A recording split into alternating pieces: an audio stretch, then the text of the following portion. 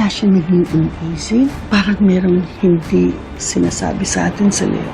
Huwag na huwag mo kaming sisirain ni Christy. Dahil kung hindi, kakalimutan kitang kapatid kita. At hindi mo magugustuhan ang gagawin ko sa'yo. Han, baka naman may hindi ka sinasabi. Why would I lie? Gusto mo tawagan natin ngayon si Leslie para siya yung magsabi sa'yo? Han, I'm sorry. Sorry kung ginabi ako. Hindi ko lang talaga maiwan si Leslie dahil sobrang emotional wreck siya. Huwag ka na magtampo sa akin, please. Hindi naman ako nagtatampo. Hindi rin ako upset. I'm sorry kung nanag kita. Stress lang talaga ako eh. Hanggang hindi ko pa rin alam kung saan nagpunta yung utol ko. Nag-aalala ako. Siyempre gusto ko kung nasa man si Jeff, maayos kalagayan niya. It's gonna be okay. Hmm?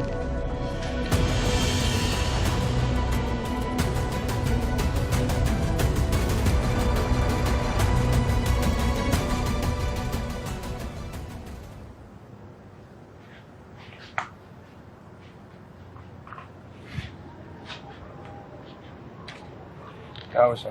Si Bilio, saka si Kwago. Tulog na, kanina pa.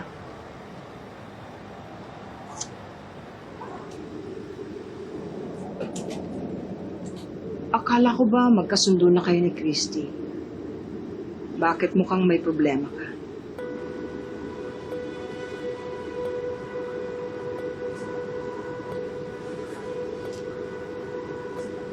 Si Shaira ho, may katangaan na namang ginawa eh. Na-discover ho ni Jeff na siya to yung totoong ama nung baby nila ni Jordan. Kaya yun, dinukot siya ni Shaira, tapos ginawang hostage. Nababaliw na ba talaga yung kapatid mong yon? Inutusan pa ako ni Shaira na patayin si Jeff. Para patahimikin siya, para lang matuloy yung kasal nila ni Jordan. Huwag kang papayag. Huwag kang tutulong. Kausa, hindi naman ako pumayag. Kaya lang ho, Kaya lang ano?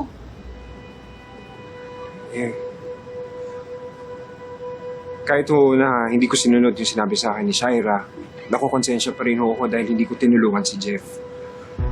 Wala akong ginawa para kay Jeff. Gustong-gusto ko siyang iligtas. Natatakot ako dun sa banta ni Shaira na sasabihin niya kay Christy na magkapatid kami, na magkasabwat kami doon sa pagidlap sa kanya.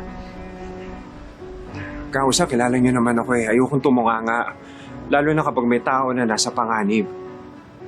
Pero kung gagawin ko yung tama, paano ang kabayaran nun na masira yung relasyon namin ni Christy? Ayoko naman humawala sa akin si Christy. Leon, kung gusto mong maging karapat-dapat ka kay Christy, sabihin mo ng lahat ang sikreto mo kaysa sa malaman pa niya sa ibang tao. Paano kung mag-iba yung tingin niya sa akin? Lalong hindi ka pagkakatiwalaan ni Christy pag nalaman niyang naglilihim ka pa rin sa kanya. Bakit hindi mo nalang panindigan yung sinasabi mong pagbabago mo? Bakit hindi mo nalang sabihin sa kanya ang lahat ng totoo?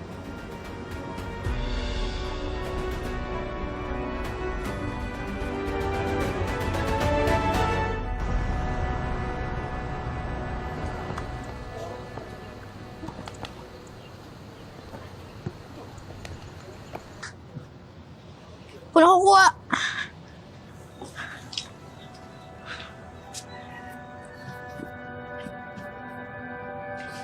Erickson! Nathan! Si Miguel! Nandun po. Miguel, ano bang pinagagawa mo dyan? Bumaba ka nga! Pa, kinuha ko lang po yung bola po ng mga kalaro ko. Halika na! Bumaba ka dyan! Saan ka pumupunta?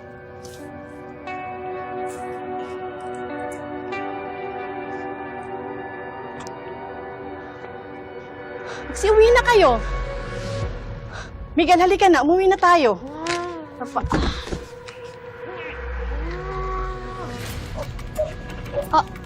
Mama, ano po yun? Diyos ko po. Hindi kayo akyat bahay.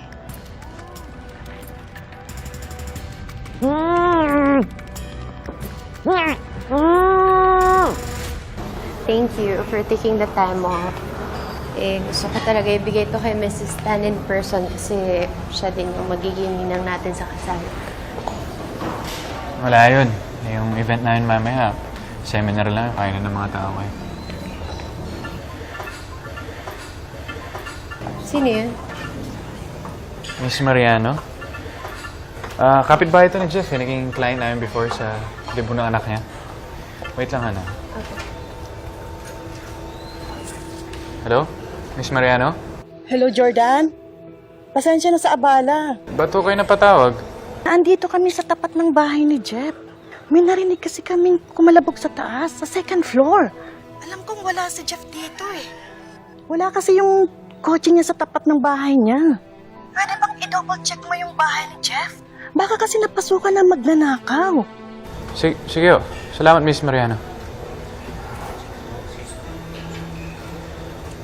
Han, ayos na kung sa ibang araw na lang natin gawin yung lakad natin today. Hindi pwede. Han, kukulangan na tayo ng oras. Kailangan na natin lakarin to para sa mga ninong at saka ninang natin. Han, I know, pero emergency lang. Si Miss Mariano, may mga narinig daw siya na kakaibang ingay sa bahay ni Jeff. Puntahan natin.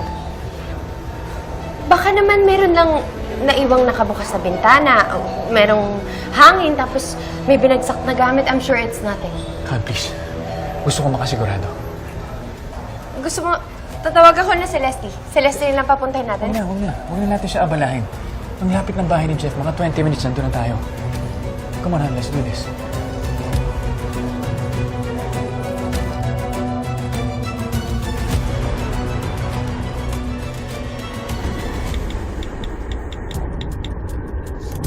Sino ko text mo? Ha? Wala. Nag-leave lang ako ng message sa wedding coordinator dahil hindi ko nasagot yung mga messages niya kanina. Kinailangan natin umalis ng maaga.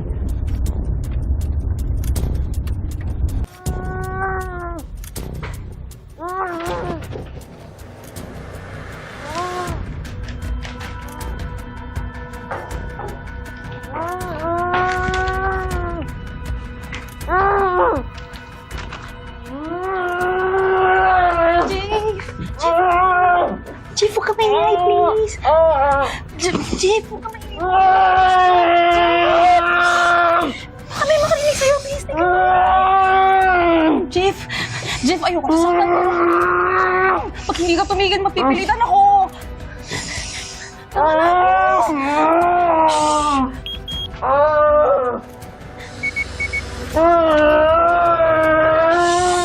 Jeff! Hindi mo yun.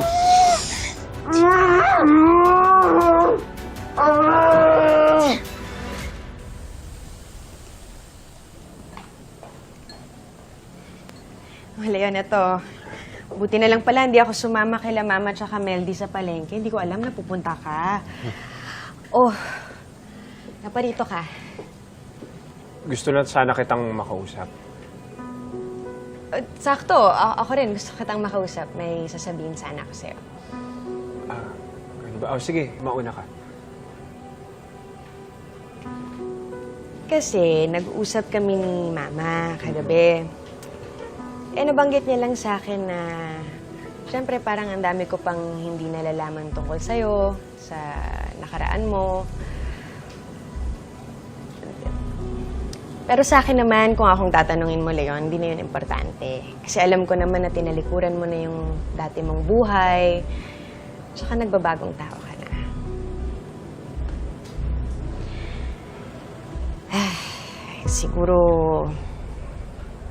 Siguro kaya din kami nasira ni Jordan noon kasi hindi na siya naging makatotoo sa akin eh. Tinago niya yung nangyari sa kanila ni Shaira. Tapos, yung pagbubuntis pa ni Shaira, Siyempre, alam mo naman, di ba, sa relasyon, bukod sa pagmamahal, tsaka sa loyalty, importante din ang pagiging tapat. Ayoko naman maulit yung nangyari noon.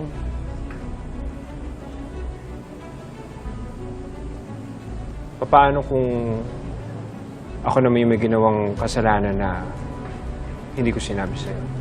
Eh, siyempre, sasama loob ko. Bakit mo naman yung gagawin, di ba? Masasaktan din ako kasi bakit mo yun isasekreto? Alam mo naman, yun yung nangyari sa huling relasyon ko, tapos gagawin mo pa. Ayoko na yung maulit, Leon. Bakit? May kasalanan ka bang ginawa na hindi ko alam?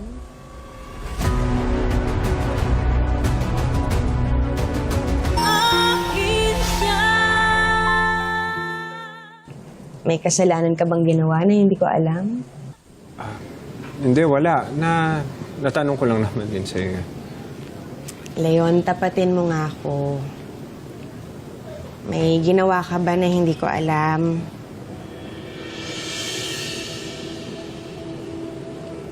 Christy, basta ang maipapangako ko lang sa'yo, gagawin ko ang lahat para hindi masira yung relasyon nating dalawa. Yun ang maipapangako ko sa'yo. Salamat, Leon. Sige na. Kalimutan na natin yon. Ano nga pala yung gusto mong sabihin? Kanina, kabang-kaba ako eh. Ano ba yun? Hindi. Gusto ko lang kasing sanang ayain ka na lumabas tayo. Kasama si Billy saka si Baby Jeremy.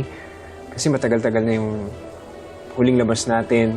Sakto, si Billy, sem break sa eskwelahan. Ayun, marami-rami tayong pwedeng puntahan bilang isang Sige. buong pamilya. Oo ba? Ba't hindi? Na rin, imbitahin natin si Quago, si Kausa, pwede rin siya, di ba? Para lahat na tayo sama-sama, no? Sige. Ilan na kami? Sige.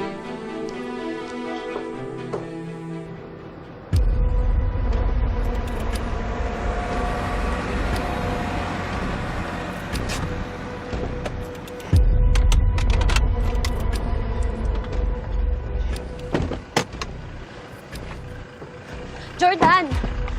Shay, Ano ba? bumalik ka na sa sasakyan. Hindi natin alam kung may magnanakaw dyan. Delikado yung gagawin mo. Tumawag na lang tayo ng pulis. Huwag na, matatagalan lang sila. Teka, sandali. I don't hear any strange noises. Baka naman nagkamali lang yung kapitbahay. Halika na. Ang sabi ni Mrs. Mariano, sa second floor niya narinig. Kwarto ni Jeff yun. Kailangan ko i-check yung utol ko. Sige na, hintayin mo ako dito.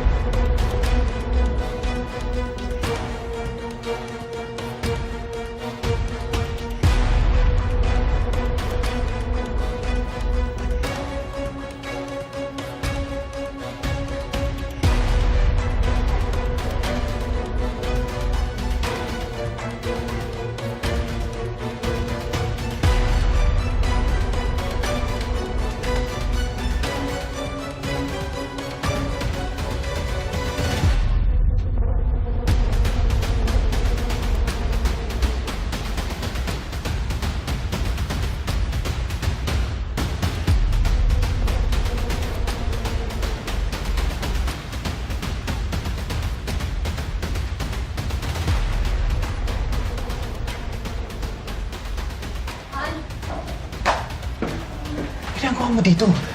Di ba sabi ko sa labas ka lang? Jordan, nag-aalala ako sa'yo. Huwag ka nang pumunta dyan. Baka mamaya nandiyan pa yung mga magnanakaw. Malakasan yung boses mo. Kapag may tao dito, lumabas ka kagad, humingi ka ng tulong sa kapitbahay, ha?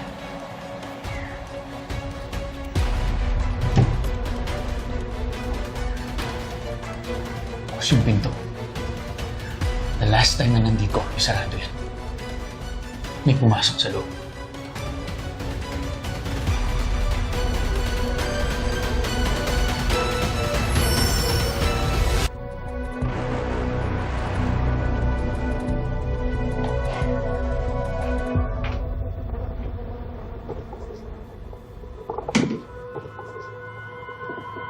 See?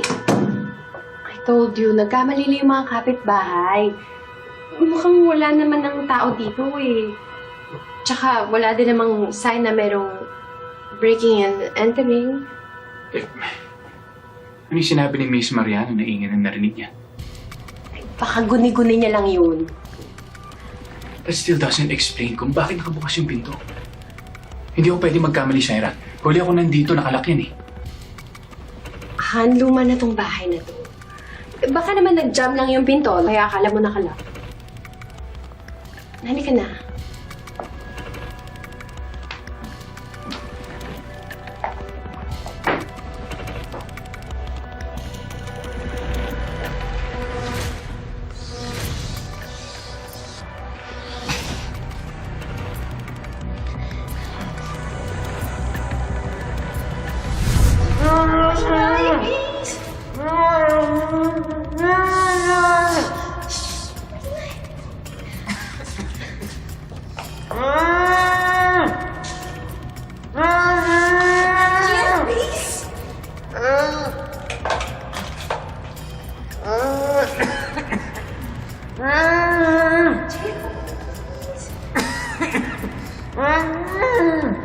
Ano ba? Akala mo ba gusto ko yung ginagawa ko, ha? Alam mo bang nag-leave pa ako sa trabaho para lang bantayan ka? Kasi wala na akong choice, Jeff. Kasi nandito na ako, namin na ako eh. Ayoko mapahama, kaya please, sutin mo na lang si Shaira. Please, sutin mo na lang si Shaira. Please! Please, Jeff, hindi ka pa mag-focus!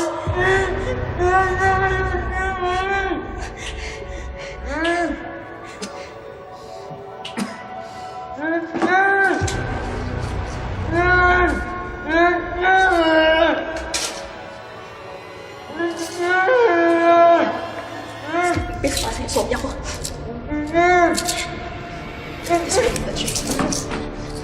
Please, makasama ka na lang, Jeff. Please.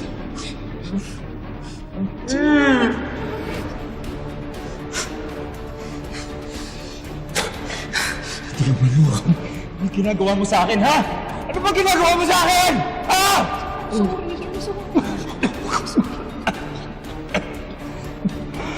mo na, please.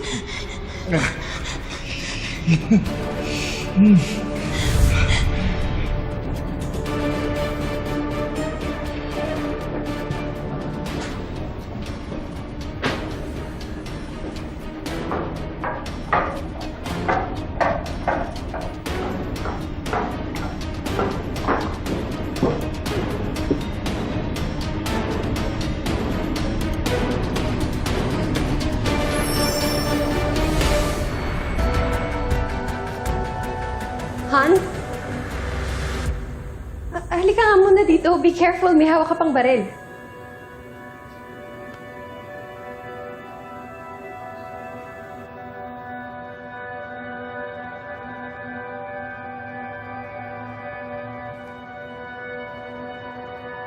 I don't think na may nakapasok dito magnanakaw. Chinek natin yung kwarto ni Jeff. Wala namang gamit na nawawala. Eh kung may umakyat dito na magnanakaw, edi sana tinangay na nila yung mga gamit, di ba? Hindi kaya umuwi si Jeff?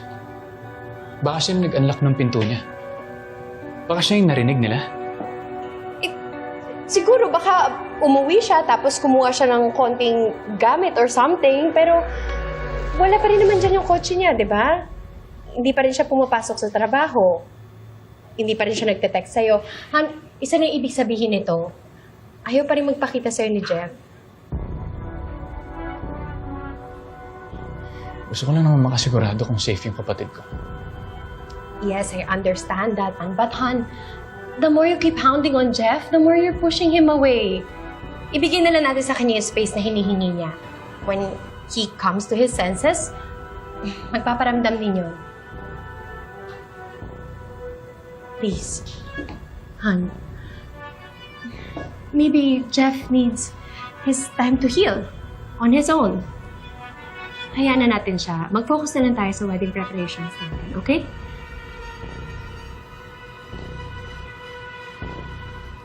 Tara na, let's go.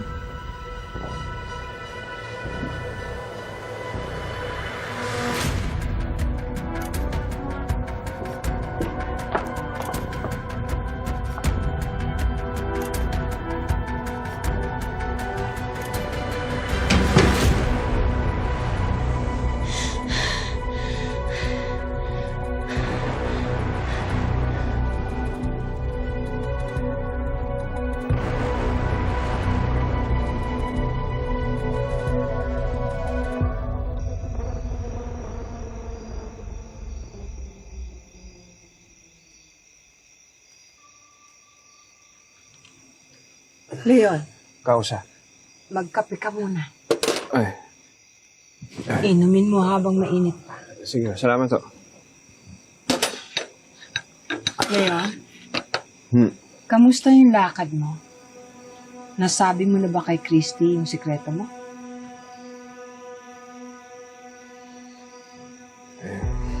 Plano ko talagang sabihin kay Christy yung totoo, kaso naduwago ako, Kausa eh.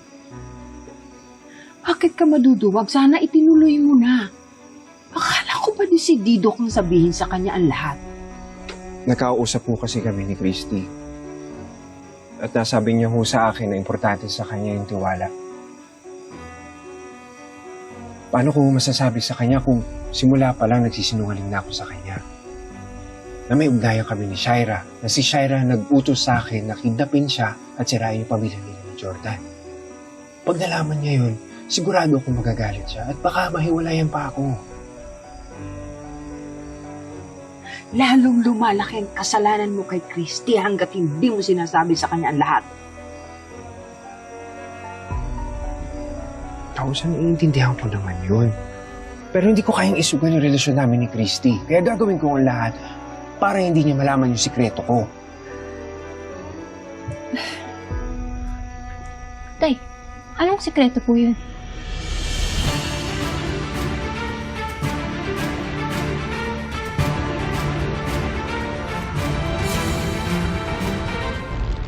Leslie, magkaibigan tayo, di ba? Pinapangako ko sa'yo, pag pinakawalan mo ako dito, kakalimutan ko magkasabot kayo ni Shaira. Hindi kita isusumbong sa mga pulis. Tulungan mo na ako, please. Hindi ko po sinasadya. Natapa po kasi ako eh. Ako na masusunod. Hindi ikaw gagawin kong flower girl.